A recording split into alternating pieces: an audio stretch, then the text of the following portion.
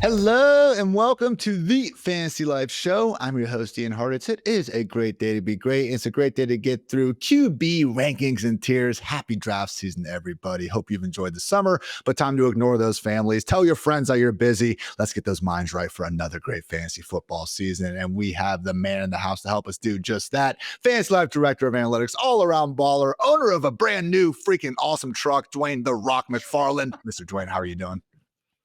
I'm doing good. The truck part's really funny. Also the owner of a nice big new payment. So, we've been without a payment for a while, which was pretty cool. Maybe cooler than having the new truck, but we'll see how that goes. Yeah, man, excited to get in, talk some quarterback tiers. Man, I had Mr. Friedman over this weekend with his lovely new bride. Got him in the pool in the backyard. He was talking some CMC 101, Ian. He's going all in. I actually have a quarterback tier that says after a couple drinks, you can convince me of this. I wish I could have been in the tier with, in the pool, I should say, with Mr. Freeman. Sure, he would have agreed after a bit. So again, guys, if you haven't already, check out Dwayne's QB tier and ranks article over at fantasylife.com. It costs it's absolutely free. Funny how that works. Check it out again, fantasylife.com. Before we get into all that, though, it is time for DraftKings opening lines.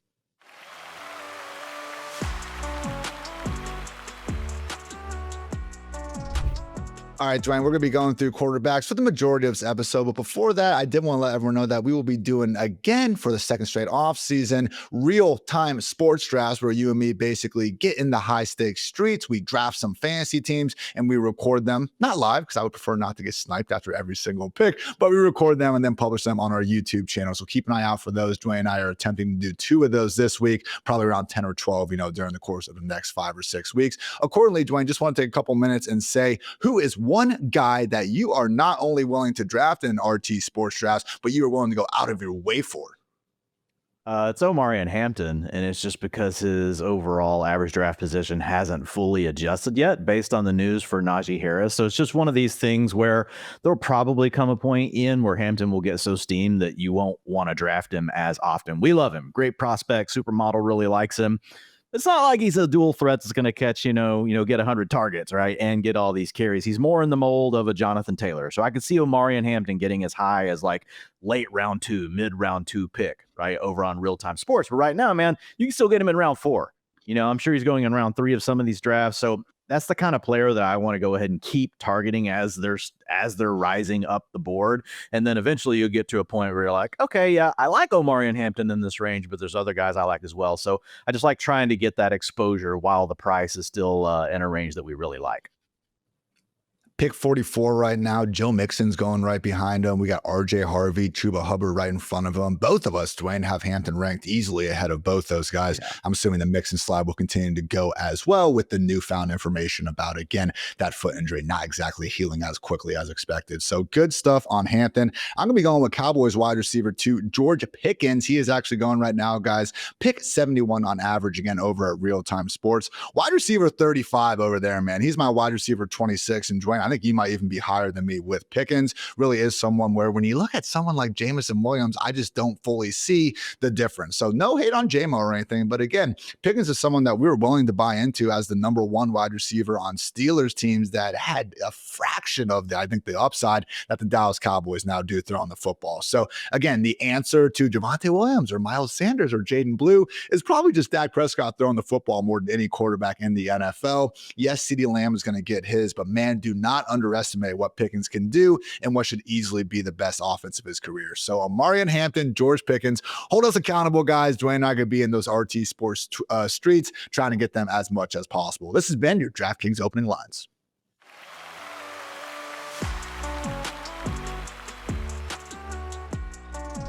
Listen up, baseball fans. Another epic night of baseball is on deck, and it is time to swing for the fences with my partners at DraftKings Pick Six. Right now, brand new customers who play just $5 on their first pick set will get $50 in bonus picks. Here's how to join in on the action. Download the DraftKings Pick Six app, sign up using my promo code FANTASYLIFE, and choose 2 or more MLB studs and call more or less on stat lines, like will they hit a home run, get 2 or more hits, or strike out 7+ batters. Lock them in, sweat every at-bat, and battle for your share of huge cash prizes. Download the DraftKings Pick 6 app today. Register with my code FANTASYLIFE. The crown is yours.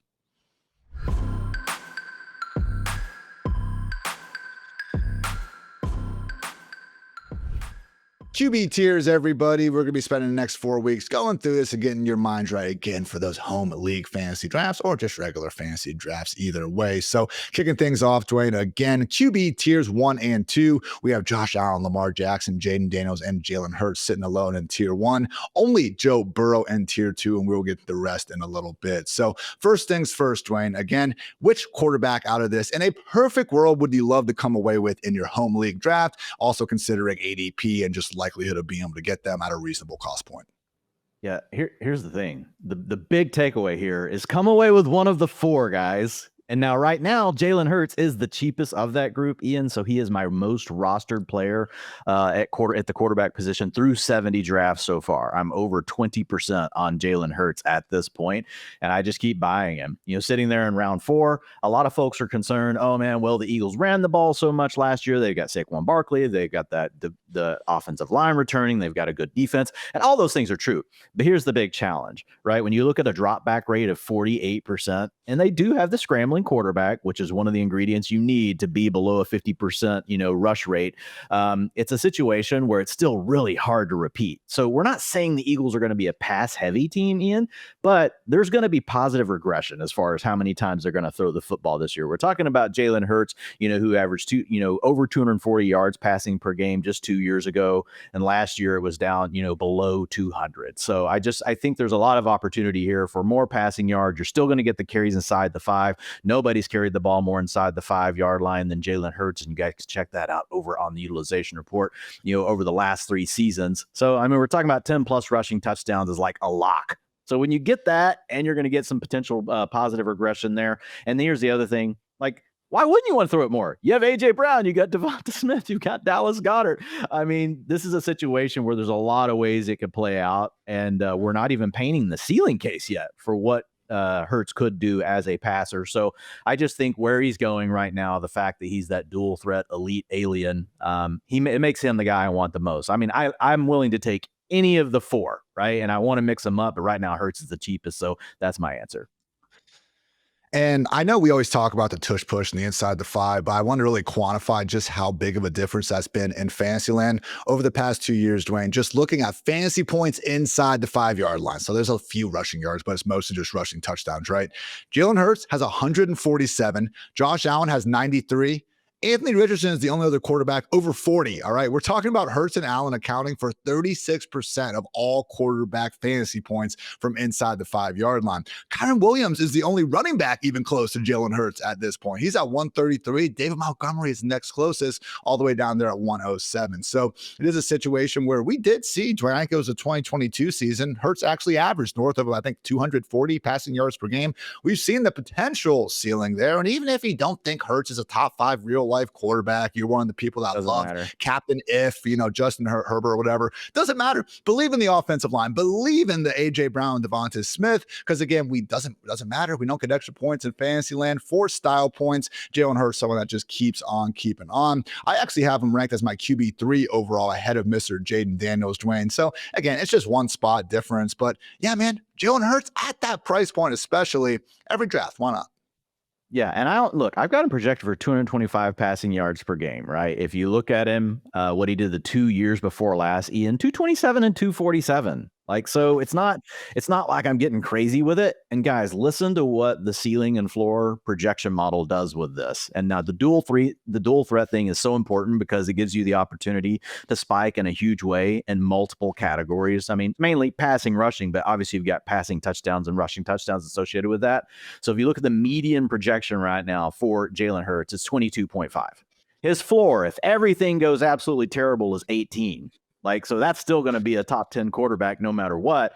But the ceiling, man, is 28.5 fantasy points per game. And the way the ceiling floor model works, it just understands which categories that make up fantasy points offer the most variance. And then it just runs a range of outcomes based on all those things. So that's just, dude, if you can get 25, 26 fantasy points as your ceiling in round 4 of a fantasy draft, some of these nights closer to round 5, there's just nothing else on the board. I'm sorry. There's nothing else on the board in that round now.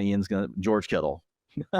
We know George Kittle's a guy we've talked about a lot, but I'll be honest, if it came down to it and I had to choose, all the other elite quarterbacks are off the board and I have to pick, between George Kittle and Jalen Hurts, I'll tell you this. I think that Jalen Hurts is the safer pick of the two. I think George Kittle carries a little bit more injury risk. I also think that Jalen Hurts, man, the ceiling is just so huge. So two players we really do love in round 4. So it's not hopefully you're not forced to make that choice all the time. That's kind of my round 4. Is George Kittle left or is Jalen Hurts left? And then I'm taking that player. If the fantasy guys are listening to our prayers, maybe we get Kittle in round 4, Hurts in round 5. But again, that is going to be unlikely in more drafts than not. But you can imagine what it would be like if we could get it. Final point, Dwayne. Again, I mentioned the rushing production inside the 5. This is a Josh Allen and Jalen Hurts stat, all right? Kyler Murray only has 16.6 fantasy points inside the 5-yard line over the last 2 years. That's less than Bengals backup QB Jake Browning. Lamar Jackson has 6.4 fantasy points inside the 5-yard line over the last 2 years. He had 0 carries inside the 5-yard line last year. Again, we want to target dual threat quarterbacks. I think everyone kind of realizes that in the year 2025. It is so unique, though, what Hurts and Allen do inside the 5-yard line. Accordingly, at that price point, Jalen Hurts, I'm with you, Dwayne. If you can get Josh Allen in round 3, that's great. That said, most of the ADP across the industry has him going round 2 right now. A little bit steep for me, but super flex, I would be willing to go with Josh as my QB1, as Dwayne does have as well. For the record, good stuff there with I think all 4 of these quarterbacks are going too late in drafts. Because we really do get to a spot of uncertainty well before the round 3-4 turn, where a lot of them are going. They're starting to creep up the board now. But I think they could be going as high as the round 2-3 turn. And I would be fine with it. If you're having to take Josh Allen at the end of round, it's just because the names we start to get to. We like T. Higgins, Ian, but he's had one really good year. We really like Jackson Smith and Jigba, talked about him on the breakout show. But there are other concerns. Or I could just take Josh freaking Allen. The main thing that keeps me from doing it all the time is the fact that Jalen Hurts does go in round 4. That's the bigger thing. Again, they did this study as well. And one of my team previews, I think it was the Buffalo Bills one, where we have seen a very high percentage too of top 50 overall quarterbacks in Fantasyland return elite value as well. The only ones that have really busted, guys like Joe Burrow, CJ Stroud, the pocket passers of the world. Don't think we're dealing with that again with guys like Josh and Jalen Hurts. But speaking of Joe Burrow, Dwayne, he is sitting alone in your tier 2 here. I included Patrick Mahomes in it. I don't blame you for not doing it, though, because, again, we have seen sustained excellence from Burrow anytime he's been fully healthy, okay? His rookie year didn't have Jamar Chase yet. That was a weird Bengals team. The next season, okay, he was coming back from the ACL, still scored 19.6 fantasy points per game, but 2022, fully healthy, 21.9 fantasy points per game. 2024, fully healthy, 21.9 fantasy points per game. So Burrow, even when, again, we're talking traditional scoring settings, is someone who can offer that elite fantasy upside. That said, Dwayne, my question for you, if someone out there is in, the 5-point passing touchdown, the 6-point passing touchdown, one of these leagues that, again, is a bit more skewed toward passing excellence, how high is too high to rank Joe Burrow in those formats? Yeah, I think in those formats, you put him in the tier with the other guys, with the dual threats. I think it all just becomes one tier. I think you could even make an argument that Burrow ends up being number 3 or so in there. Still, you have to remember that the touchdowns per pass attempt is a major component of variance. Now, having said that, Joe Burrow has really been good every season of his career. So whenever you look at, his average touchdowns per attempt versus the average NFL starter, right, you're just already starting off at a different level, which our model takes into an account. But when you look at Burrow, really, it's just the injury-riddled season that honestly is the only thing that makes it look bad at all, when he scored 15.5 fantasy points per game in 2023. But last year, it was 23 fantasy points per game. If we go back to 2022, it was 22.7. So in the last 2 healthy seasons, this dude's basically scored 23 fantasy points per game. He's also not a 0 in the run game. Now, he's not a dual threat like these other guys, but you guys saw the long run last year, and he was hoping he would hit 20 miles per hour. If you guys have been watching the series quarterback, didn't quite get there. But this is a guy that, he's not a 0 in the run game. He will scramble when whenever he knows that he can pick up a first down. So that means he could rush for 10 to 20 yards per game. And he's a guy that can throw for 300 yards per game, which is a really hard combination to find yourself, a really hard combination of traits to pull together for a quarterback. The other thing I'll say is obviously the elite weapons. You already mentioned Jamar Chase, and, he didn't have him as a rookie. But we've got T. Higgins there. Mike Gesicki also played really well with him last year. And then you look at the dropback rate over expectation. So guys, all that does is it looks at every team in the NFL based on down and distance, and are they trailing, are they leading, all these different factors.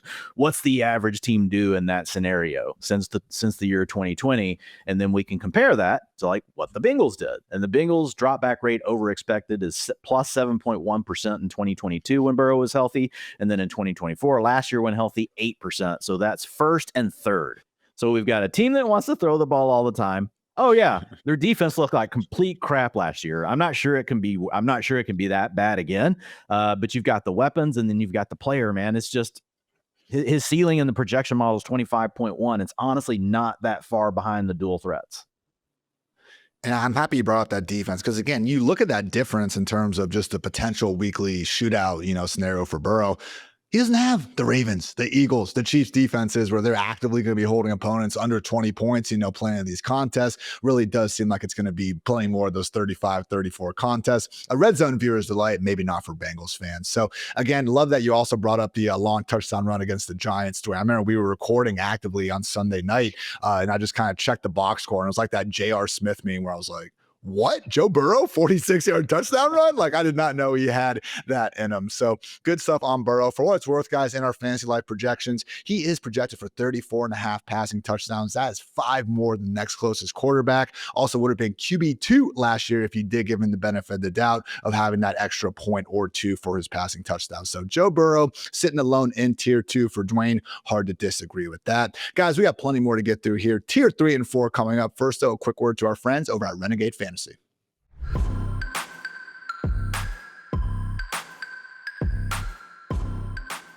Fantasy football players, aren't you done watching your season crumble because of injuries or underperforming players? Well, welcome to Renegade Fantasy Football, the only app that lets you substitute players in real time. No more losing Sundays, no more lost points, no more could have won if. With Renegade, you're not just a GM, you are the coach. Call the shots, make the moves, win your league, step out of the luxury box and onto the field. This is Fantasy Football Without Limits. This is Renegade Fantasy. Join the Fantasy Life League today at fantasylife.renegadefantasy.com.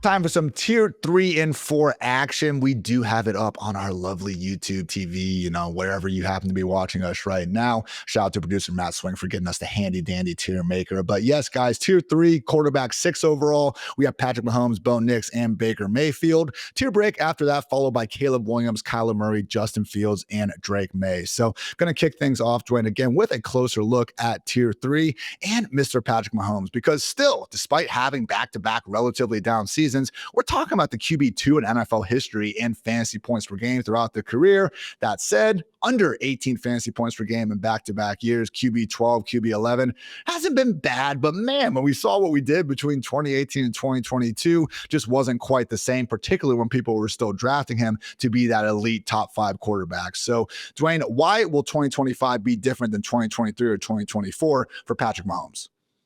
Well, I mean, I don't know if it will be for sure or not, but this is what I know. It's the recurring dream I have, and I wake up in a complete cold sweat, Ian, thinking, wow, the answer was just take Patrick Mahomes at his cheapest ADP we've ever seen, right? Since, his rookie season, whenever he wasn't the starter. He was the starter in year 2. So that was really the cheapest we had ever seen. And ever since then, right, he's been one of the top quarterbacks off the board. So right now, he's going pick 65. That's consensus. So guys, you can check out the handy dandy ADP tool over at Fantasy Life. It's going to look across ESPN, looks at Sleeper, looks at Yahoo, looks at Real Time Sports, looks at Underdog, and it aggregates all those together. Obviously, if you're drafting in one of those formats, then you can just sort by that format and look at that ADP. But I mean, we're talking about a quarterback that's still in his prime. And like this first tier that we're talking about that we have up, like I just called it the comfort zone, right? These are guys, and you kind of talked about, hey, what have you done for me lately?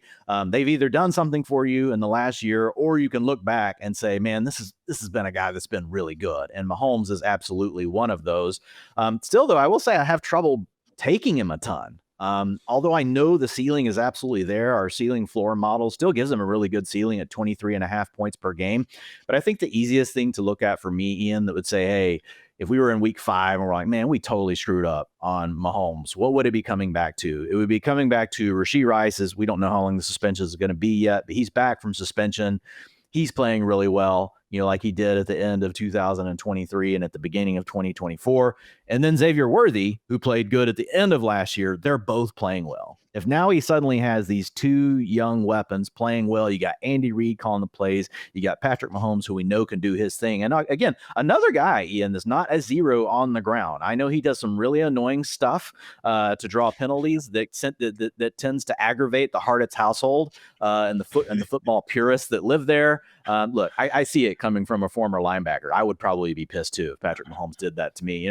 He's gaming the system, but I know it can be irritating. But the point being is, like, he's not a zero on the ground. We're talking about a guy that's giving you 19.2, 24, and 21 yards rushing per game over the last 3 seasons. I mean, so we've got ascending weapons. We got a great play caller that's also, we know, willing to be pass heavy. The Chiefs did run it more last year, but I think it was more, Ian, out of necessity, because there weren't the playmakers to keep dropping back and throwing the ball to, and the defense was playing so well. So I just think the way that it works out for Mahomes this year is that Worthy and Rice actually are really good, and they're good together. Now I'm not trying to dismiss Travis Kelce. I've read the reports, guys, looking good, moving around fast out there, best shape of his life. Summer.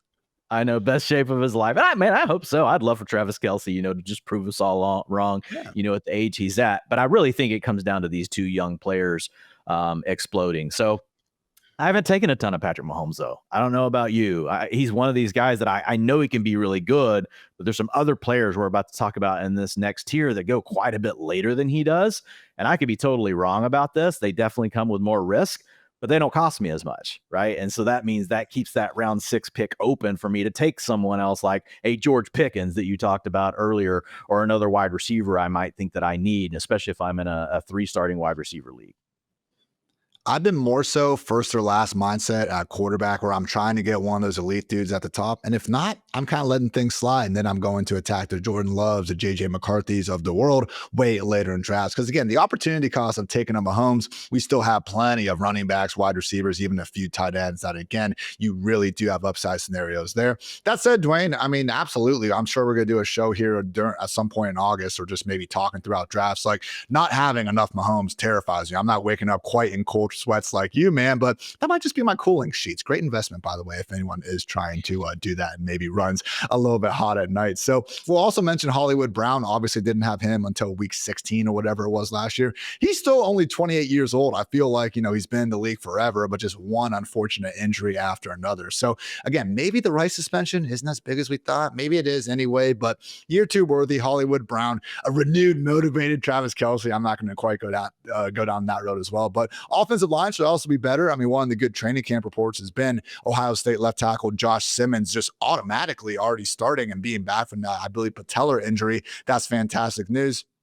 Again, it's a situation where this time next year, Dwayne, if he puts another, outside the top 10 kind of fantasy season on his resume, we got to have some really hard, conversations about where to exactly be treating Mahomes. But I'm with you for right now, 2018 to 2022 versus 2023, 2024. I am hopeful that, again, the last 2 years were a bit more of an exception. Might help if Matt Nagy decides to take a sabbatical. Just saying. I know he's not been calling plays, but we'll just throw that one out there as well. So that's my main thoughts on Patrick Mahomes. After that, though, Dwayne, again, you still have Baker Mayfield in this tier, and that is a little bit interesting to me. I actually bumped him down. So my question for you with Baker would be, you wrote a great article talking about his passing touchdowns are going to regress. Also, his rushing yards are going to regress. Also, we don't have Liam Cohen there. Also, Chris Godwin could be out to start the year.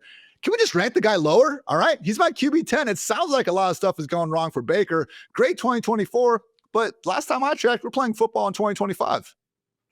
Yeah, I mean, it's funny. This is how these things go. I start off being lower than the market, and now I'm actually going to be probably higher than the market on Baker. But I'm not moving him because I still like the fact that they added, Emeka Egbuka. So fine, Chris Godwin can't play early in the year. Like, I think you're pretty much covered. Then you get Chris Godwin back, later in the season. Baker's played really good, 2 years in a row. Obviously, last year was a huge year with 22.6 fantasy points per game. And I did talk about all those things, right? Career highs as far as touchdowns per attempt, 7.2%, career average of 5%. That's coming down, guys. Even if Chris Godwin's he's ready to rock week 1, and Egbuka is the rookie of the year. like the number's probably still coming down because that's just the way this stuff works. Passing yards per attempt, 7.9, career average 7.3, rushing yards per game. That's a huge one, 22.2 versus career average 11.9. So I do think all those numbers are coming down. The challenge I start to run into Ian is then you start to run into the names that, you have below Baker. And he did at least show something as a rusher last year. So that keeps me interested. You start running into Caleb Williams, Kyler Murray. I like all of these guys. Justin Fields, who's dealing with an injury, got Drake May. So I don't know, man. I think the other guy that keeps me from taking Baker Mayfield, like I still have him ranked where he's at, but the guy that keeps me from taking Baker Mayfield that often in drafts is Brock Purdy. Because I feel like Brock Purdy essentially gives me the same thing as Baker Mayfield, but I get him a little bit later in fantasy drafts. It's gotten a little bit closer on Underdog, but on the other sites, you do get a little bit more distance between Baker and Brock Purdy. So haven't been drafting a ton of Baker Mayfield. It's one of these interesting things, right? Because you're doing the ranks and you're looking at your projections. You're looking at everything about the process. And if you guys want to check out the article, it's for free over at fantasylife.com, like Ian said earlier. And I give you all the tier methodology. This isn't just going in and being like, okay, we're going to put these guys here. I've actually researched what are the data points that matter the most for future fantasy production. And then we're taking all these changes that Ian's talking about into account for each player. So for Baker, really what it starts to become a challenge for me with is like, I start looking at the rest of the names. And I will tell you, I struggled with, do I pull Brock Purdy up into this tier right below Baker, or do I move Baker down below this next tier we're about to talk about with Brock Purdy? That was my biggest question that I struggled with as I wrote this tiers piece, because I think they're really the same player as far as their range of outcomes this year. Brock Purdy, another name that Dwain and I are at least a little bit different on in terms of where we have in the tiers. More on him in just a little bit. But I want to talk about kind of second-year quarterbacks that we have inside these next few tiers, Dwain. Again, Dwain's tier 4, quarterback 9 through 12. We have Caleb Williams, Kyler Murray, Justin Fields, and Drake May. Bo Nix sitting there as the QB7 up there with Mahomes and Baker Mayfield. So again, Dwain, there is a tier gap between Nix and those other two guys. That said, I was just wondering kind of how ingrained is that for you? Because yeah, Bo Nix had the better last season for sure. But you could make the argument now that with Ben Johnson, the coaching advantage that, we've seen Bo Nix have with Sean Payton, at least a little bit leveled out. And then I think based on the offensive line improvements and then adding Colson Loveland, Luther Burden, who managed to return to practice finally from that hamstring injury, I think we would also take Caleb's weapons over Bo Nix. Obviously, Caleb went 101 last year over Bo Nix for a reason. I imagine all 32 teams would have had a similar mindset if they had been in that position. So how ingrained is that order for you, Dwain? And is it the same for Dynasty? Well, it's funny. I'm just not drafting much of the tier before. I'm drafting a lot of this tier. So this tier, if you guys go check out the article, it's called the raw ingredients. Like these are the guys that have everything that you would want. They just haven't done it yet, right? So they still have to prove it. So I do think you have to give like a slight nod to Bo Nix because he's already shown us that he can do it, Ian. And he is similar to Caleb Williams in his ability to get around with his legs, right? Not going to be one of these guys that runs for 800 or 900 yards, but they both have that 400 to 500 yard potential, could score 3 to 5 rushing touchdowns. And then it comes down to which one ends up being a better passer. I will tell you, as far as Dynasty, I'm taking Caleb Williams over Bo Nix. Like I'm gonna aim for the ceiling with Caleb Williams. And to be honest, I'm just drafting Caleb Williams more than Bo Nix this year. And again, part of it does come down to price, and part of it comes down to all the things you mentioned. And the other thing that you didn't get to yet is just how much better the offensive line is. Like in the history of like ranking and tiering quarterbacks, Ian, I have never seen a pass blocking unit move up as much as what we saw with the Bears. Whether you guys want to go check out PFF, where they've got them to rank the number 4 offensive line right now, or Brandon Thorne does great work over at Establish the Run. You can check his stuff out. He's now got him in the top 10. These were huge upgrades that they made. So more time for Caleb Williams, an improved offensive coordinator. And then you talked about the weapons that they added. I think the ceiling is astronomical, honestly, for Caleb Williams. He'll end up being one of my most drafted quarterbacks, this season.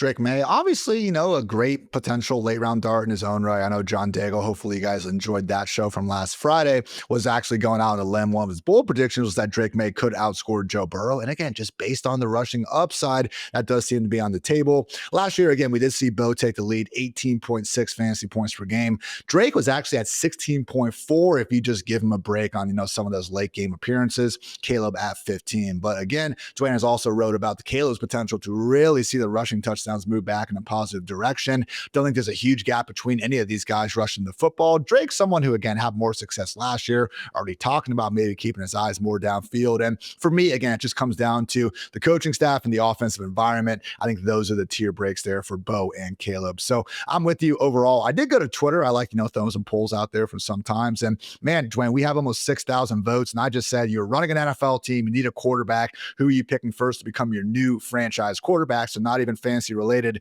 49% Drake May, 28% Bo Nix, and in third place, Caleb Williams at 24%. Talk about being prisoners of the moment, man. What's wrong with these people? Yeah, it's just recency bias, which I get. Like, Caleb had some very terrible games last year, but people do forget those big spike games that he had, Ian.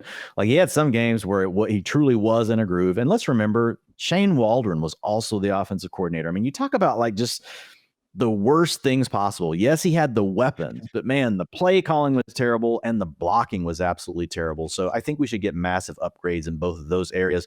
We'll see if we get an improvement as far as, the weapons. It's still an unknown. You and I both like Colson Loveland a ton. The supermodel loves him. We like Luther Burden. Luther Burden, though, needs to get on the field. Is still not practicing right now for Luther Burden, which is not ideal. But even then, man, if you've got Colson Loveland, DJ Moore, plus Roman Dunze does a little bit, like there's some things to like there, obviously about Caleb. But you mentioned the thing with the rushing. If you go back and you look at guys that have ran the ball between 70 and 90 rushing attempts per game since 2011, they've averaged 3.8 rushing touchdowns per season. Caleb was in that bucket last year. Actually, guys had over 500 rushing yards. He had 0 rushing touchdowns. So he is due for some regression, some positive regression just in the rushing department area. Here's another one of those guys, Dwayne, again, doing that study on just who had the most fantasy points inside the 5-yard line. Caleb, 0. Yeah, I would think that he maybe gets more this season. So good stuff there. Now, guys, time for our tier 5 and 6 QBs. It is time for our ADP audit presented by Premier National Sports.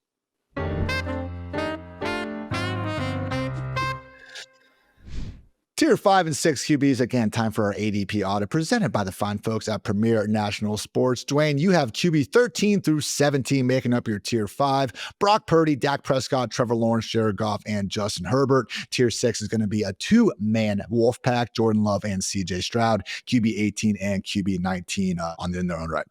Okay, Dak Prescott, Dwayne. What is wrong with you? All right. Because a couple weeks ago, maybe it was months ago, you looked at me and said, I had Dak too low. Whoa. How the turntables. I now have Dak at QB 13. You have him at QB 14. Is he not the one quarterback in tier 5 who we should expect to make us feel like idiots if you don't draft enough? Explain yourself, Dwayne. Well, I just want to call out that I was actually way ahead of Ian on Dak Prescott, and now Ian is finally sobered up. And so he moved him ahead of him, guys, for this show so he could ask me a question and try to make me look like an idiot. No. Look, I call this tier that we're talking about the proven commodities, right? So this is tier 5. And essentially, guys, what this is if you don't have the stomach for the uncertainty of the tier we just discussed before, these are your guys. These are the guys that have shown that they can do it. If you're just looking for, a quarterback that can come in there and it's not going to absolutely kill you, they can give you some consistency, that sort of thing. This is the tier that you want to look at. And as far as Dak Prescott goes, Ian, I think, there's a lot of great things working for him. The big thing that I had mentioned when we discussed it in the past is just the fact that, look, in the last 2 seasons that he's really been healthy, we're talking about a guy that was one of the best passers in the NFL with 278 and 266 yards per game. He averaged 21 and 20.7 fantasy points in those games. And then when I look at the construction of the Cowboys roster this year, you go add George Pickens to go along with CeeDee Lamb, who you just paid last year. And then now you re-up Jake Ferguson. Okay, let's get Micah Parsons handled here, but let's not. I'm not trying to hate on Mr. Ferguson. So you've got 3 weapons that you really like, and then I look at the backfield. I'm like, okay, Javonte Williams has not really done anything in 2 years. We've got Miles Sanders. Could he be a value at where you're going to take him in fantasy? Yeah, but are you gonna build your offensive attack around those two guys? And then we've got Jaden Blue, who's really battling for those passing down reps right now, an explosive guy that can do some things down the field. But it's not a room that I want to build my attack around. So I think you look at the history, of what this offensive has been under Dak. We've got Schottenheimer now leading the team. And if you go back to Schottenheimer's time, whenever he hasn't been micromanaged by Pete Carroll and other guys like that, he actually has shown he's willing to loosen up the reins a little bit on the passing attack. So I just think it makes so much sense for this team to really lean on Dak and the weapons that they've invested in, Ian. And also we've got a defense that we know sometimes can add a lot of pressure. They get the turnovers, but they're also prone to giving up big plays and giving up a lot of points. So I feel like there's just a huge opportunity for Dak to turn into this absolute like shootout monster. And if I am picking a player that we could look up in week 4 or 5 and be like, wow, this guy's right there next to Joe Burrow, I do think it's Dak Prescott. He's just got to stay healthy. The injuries have started to pile up here over the last 3 or 4 years, Ian. So I think you at least got to keep that in your mind. But if Dak's healthy, man, I think that there is a real good chance for him to challenge for a top 8 type finish. It's going to be more reliant, though, on the passing than what we used to get. I mean, still can be like a 10 to 15 rushing yards per game guy. And I know they've actually talked about working more on that in practice, maybe getting some more carries inside the 5-yard line. But I think you're mostly going to be leaning on the pass. But we have the weapons, right, and have the setup for that to work out. And if you just kind of go back to last offseason, I mean, Dak was going as a QB 10. He was a top 80 pick coming off a year where he actually, guys, I kid you not, had a very strong case in terms of looking at his EPA per drop back and just the winning ability of that 2023 Cowboys team as MVP. So I know what happened in the wild card game, and Dwain had was in the stadium to unfortunately watch Jordan Love do what he did to that Cowboys defense. But man, I do just, look at guys like Dak, and it's like, man, if we could just go back and wonder what were we thinking last year, man, we'd be drafting this dude, I think, a lot more often. So last year did happen. And I've talked about, kind of my struggles personally and trying to say, like, okay, is just adding George Pickens going to fix everything? But man, when you think about the potential volume, you think about a Cowboys defense that, yeah, I think is always going to be at least average to above average as long as Micah Parsons is wearing a star on his helmet. I really do think, again, Dak is the guy in this tier that could make us look silly sooner rather than later. That said, Dwain, a close second, I think, is Mr. Brock Purdy. You have him as QB 13. I have him as QB 11. We honestly might be too low, both of us, because last year Brock Purdy was the QB 10 with everything going on in San Francisco, and yet we still have him lower. Is he the one guy here when he made these tiers where you're just immediately like, man, I should probably move him up? Yeah, that's what I was saying earlier. Purdy was my toughest decision. Guys, when you write these tiers, like I've already done all the research. Yeah, writing the words like takes work, but honestly, like really using all the data we have and then tiering them and then honestly naming the tiers like something interesting or like the 2 hardest parts of the activity. But Purdy, yeah, man, like I really struggled with, should he not just be right behind Baker Mayfield, right, heading back up to tier 3? Because I mean, we're talking about a guy that's essentially the same thing as Baker, right? We're talking about a guy that has finished as QB9, QB6 over his last 2 years, 268 yards per game. Guys, over the last 3 years, an NFL starter, 215 passing yards per game. Like the way defenses are playing now has completely changed everything. But the way the 49ers run their offense and with as well as Brock Purdy's playing, it's really hard to commit to just stopping the pass because they run the ball so well. They use play action, they use motion, they do all these different things. You can find out more about that also for free over in the Tiers article. I talk about how much it's worth for a drop back with motion versus non-motion, play action versus non-play action. And Brock Purdy just has a lot of those things going for him. The thing that ultimately had me move him down here, Ian, one other thing on the positive part, right, is he also, just like Baker, suddenly turned into a guy like rushing for 20 yards per game. But I think I have, honestly, I lean more towards that being part of Purdy's game long-term than I do Baker, because we've seen Baker for so long and then all of a sudden he started doing it. And also when you're watching Purdy, I think just at his age, and no offense to Baker, like a rugged, just tough dude that'll headbutt somebody. But I mean, when I look at Purdy, a little bit more nimble-footed. The only thing, this is what ultimately pushed it down, is we've got Ayuk coming off the ACL. We don't know when he's going to be back. Right now, they've just told us essentially no timetable. We don't have a timetable, right? If you look at what the docs on Twitter say, normally this is probably a mid-season return. How long does it take him to round back into form? Deebo Samuel, as much as people want to say he was washed, we don't know if that was pneumonia or whatever. He's gone. So we don't have two of the weapons that Brock Purdy's used to working with. They're gone. Now we still have George Kittle, amazing. We get CMC back, but they're also older players, Ian, with a lot of mileage on them. Would we be surprised if one of those guys end up missing a decent stretch of games? Like, that's in the range of outcomes. And then that means we're now depending on Ricky Pearsall, who we agree has some upside but is unproven, and Juwan Jennings. I like both of those players, but do I think that I can immediately say those players are the same thing as having Deebo Samuel and Brandon Ayuk? Like that, now you're talking about a stretch. And so that was the one thing that brought it down, because I thought Baker, if he runs pure with Mike Evans and Godwin, and you've added Egbuka, like I can see it.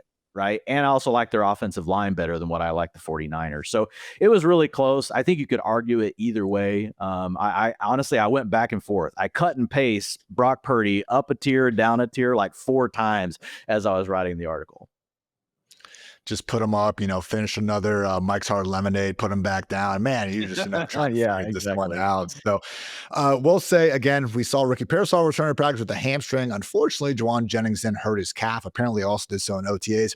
Keenan Allen, you love living in California, bro. Maybe start looking at houses in San Francisco. Just saying. Also wanted to note, we're a couple of Jared Goff haters on this podcast, right? I have him as QB 19. You have him as QB 16. Last year, he was the QB 7, and even the 2 years before that, not quite as prolific, but QB 14 and QB 13. I will say, similar to Joe Burrow, if you are getting 5 or 6 points for a passing touchdown, I would move him up. Currently in the Fantasy Life projections, he is tied with Lamar Jackson for the second most passing touchdowns projected. But yeah, Dwayne, I mean, I'm not exactly terrified. I'm not waking up in cold sweats, for fading Jared Goff this year or anything, but we are quite low on him. Yeah, and I mean, it just comes down to he doesn't have the rushing upside that we're looking for. I did the research that, like, let's say that Jared Goff is a great passer again this year, 275 to 299 passing yards per game.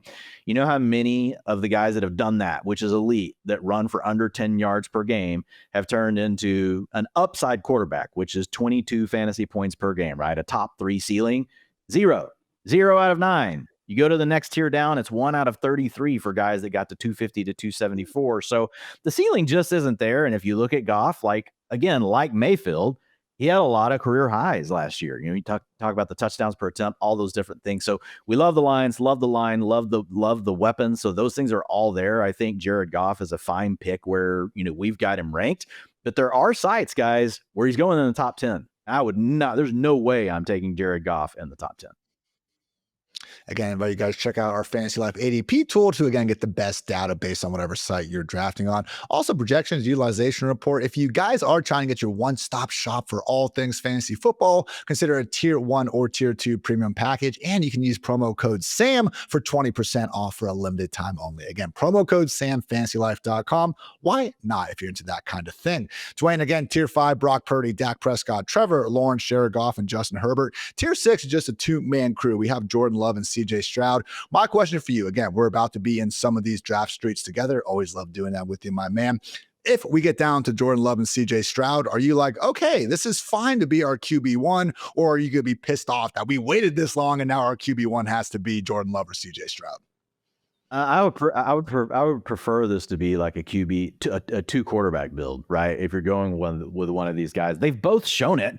They can do it in a season. Right? They're the exact same player. They've both had a great season and they've both had a not so good season, but you could point to injuries and other things around them falling apart as being part of the potential issue of why they had a down season. I'm a little more into Love than Stroud just because the offensive line potential problems right now in Houston just don't look good. Like Brandon Thorne's got them ranked 32nd out of 32 teams. PFF, I think, also has them ranked dead last. So a little concerned, like the weapons for Mr. Stroud, but a little concerned about the pressure he may be having to deal with. So I do lean a little bit more to Love, but I do think they're in the same tier. I probably wouldn't want to leave a draft with them just as my single QB1. I used to be more into that, but I've just learned, man, people draft quarterbacks more now, and you don't have the options left on the waiver wire. And if you're trying to offset an elite QB drafter that got one of those dual threats, I think you kind of want 2 bullets in the chamber, right? I think you want two potential options, but I think these are great to pair with one of the tiers we talked about before, whether it's a Caleb Williams or with a Brock Purdy, and then you pair them with one of these guys and you just see what happens, right? And I think that then you're in a pretty good situation.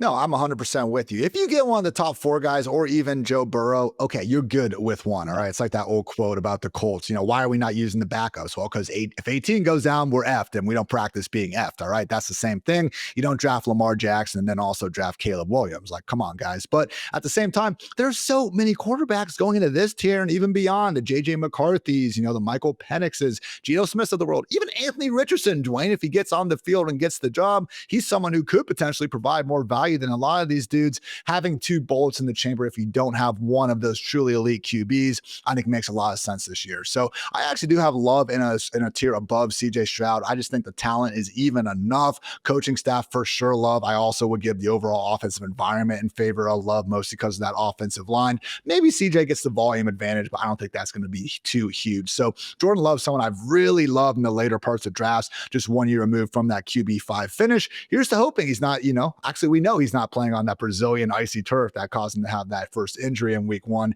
in the first place. So good stuff, Mr. Dwayne. Again, guys, this has been our premier national sports ADP audit.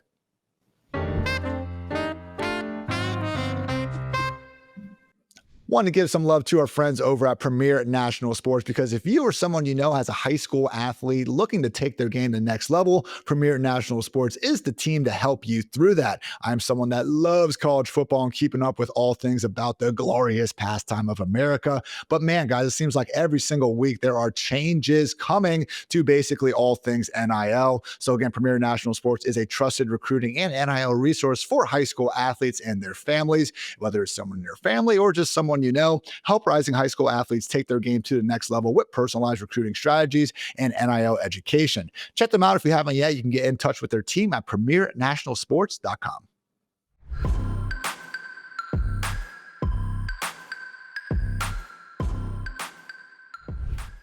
You guys are listening to the Fantasy Life Show as we get into our final tiers of quarterbacks. So tier 7, Dwayne, JJ McCarthy and Cam Ward. Tier 8, Tua Tagovailoa, Matthew Stafford, and Michael Penix. Tier 9, we got Darnold, Geno, Bryce Young, Aaron Rodgers, and Tyler Shuck. And finally closing out tier 10, QB 30 through 32, Anthony Richardson, Daniel Jones, and Jackson Dart. So did want to say, because we are Fantasy Life, we are known as being a bit of a Thor, website as well. You can check out his quarterback rankings from the 2026 college football quarterbacks. But if you guys know Thor Nystrom, you know that this man loves JJ McCarthy perhaps more than anyone in his own immediate family. So in your opinion, Dwayne, because I think we both agree Thor knows a little bit of ball, is JJ McCarthy the late round, or I guess we could say second quarterback that drafters should be prioritizing late in their drafts?